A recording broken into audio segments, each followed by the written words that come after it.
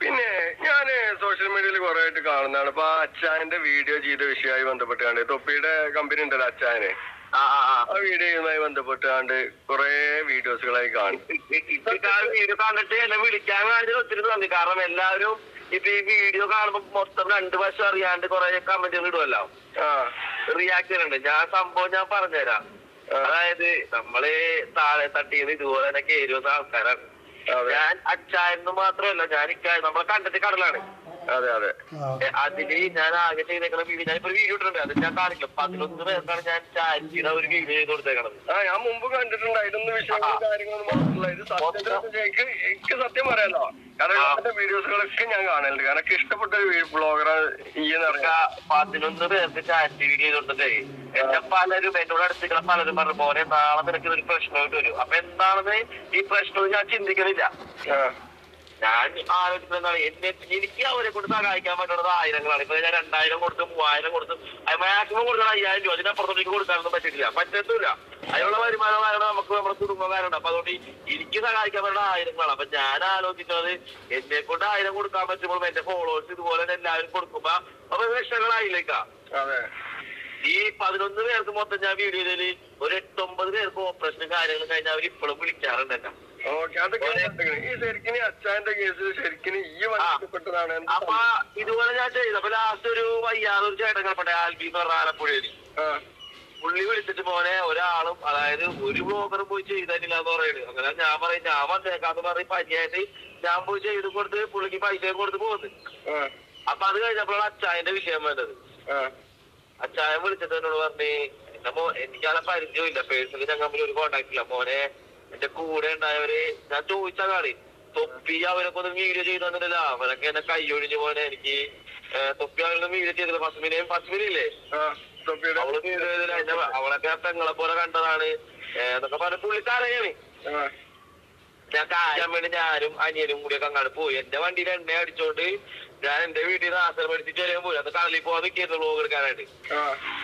വായു ഓടിച്ച് കാറ് ഓടിച്ച് എങ്ങനെയൊക്കെ അവിടെ ചെന്ന് എത്തിപ്പെട്ടപ്പോ അവിടെ കുറെ ചിക്കന്മാര് ചേട്ടന്മാര് 3-4 പേരുണ്ടായിരുന്നു. എന്നെ കണ്ടപ്പോ എല്ലാവർക്കും മനസ്സിലായി.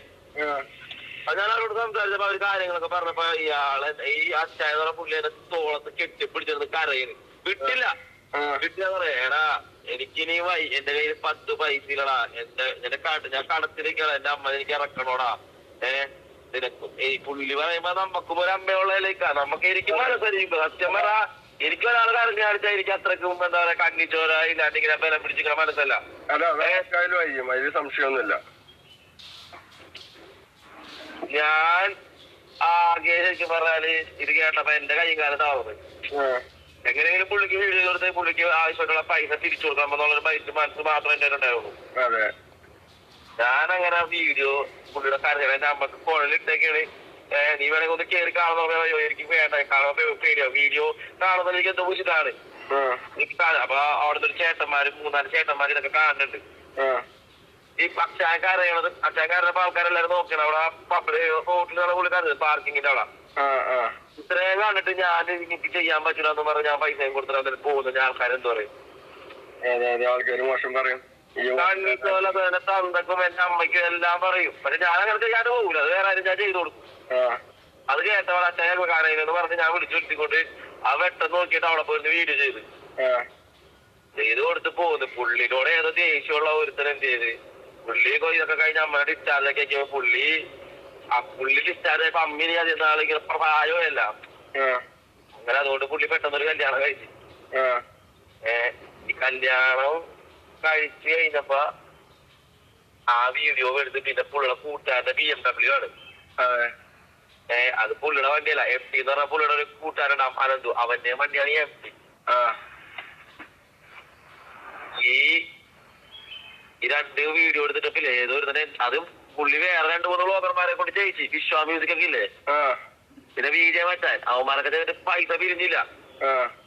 കാരണം അവന്മാരൊക്കെ നെഗറ്റീവിന്റെ കൊടുമ്പുടിയിരിക്കുമ്പോ എങ്ങനെ തിരിയും? പുള്ളിയാ പറഞ്ഞത് അവരൊക്കെ ചെയ്തു പോലെ ഒന്നും രക്ഷയില്ല, ഒന്നും കിട്ടിയില്ല. ഞാൻ ചെയ്യുമ്പോ എന്തെങ്കിലും ഇതാവുന്നതിന്റെ പുള്ളി എന്നെ വിളിച്ചത്. ഇപ്പോൾ ഒരുപാട് ദിവസങ്ങളുണ്ട് ഈ സോഷ്യൽ മീഡിയ ഭയങ്കരമായിട്ടൊരു ചർച്ചയായിരിക്കുന്ന ഒരു സംഭവമാണ് അച്ചായനെ പറ്റിയുള്ളൊരു കാര്യം. അച്ചായനുണ്ടെങ്കിൽ തൻ്റെ അമ്മയ്ക്ക് വന്ന പൈസ എടുത്തിട്ടാണ് ഇതേ കണക്ക് കല്യാണം കഴിച്ചത്, അതേ കണക്ക് BMW വാങ്ങിച്ചത്, അങ്ങനെ ഒരുപാട് കാര്യങ്ങളുണ്ട് ഇതേ കണക്ക് സോഷ്യൽ മീഡിയയിൽ പടരുന്നുണ്ടായിരുന്നു. അതേ സമയത്താണ് ഇതേ കണക്ക് തൊപ്പി ഒരു കാര്യം പറയുന്നത്. ഇതെല്ലാം കള്ളമാണെന്നൊരു കാര്യം. യഥാർത്ഥത്തിൽ ഉണ്ടെങ്കിൽ അച്ചായൻ്റെ അത്ര പൈസയൊന്നുമില്ല, അച്ചായൻ പറഞ്ഞത് തന്നെയാണ് കറക്റ്റ്. അതോടെ തന്നെ BMW അതേ കണക്കത്തുള്ള ബൈക്കൊക്കെ ഉണ്ടെങ്കിൽ അച്ചായൻ്റെ ഫ്രണ്ട്സിൻ്റെയാണ്, അല്ലാതെ അദ്ദേഹത്തിൻ്റെ കയ്യിൽ കാറോ അങ്ങനത്തെ ഉള്ളതൊന്നുമില്ല. ആ ഉണ്ടായിരുന്ന എല്ലാ പൈസയും ഉണ്ടെങ്കിൽ അച്ചായൻ്റെ അമ്മയ്ക്ക് വേണ്ടി തന്നെയാണ് ചിലവഴിച്ചിരിക്കുന്നത്. അതോടെ തന്നെ ആ സമയത്ത് തന്നെ കല്യാണം കഴിച്ചെന്നുള്ളത് ഉള്ളൊരു കാര്യം തന്നെയാണ്.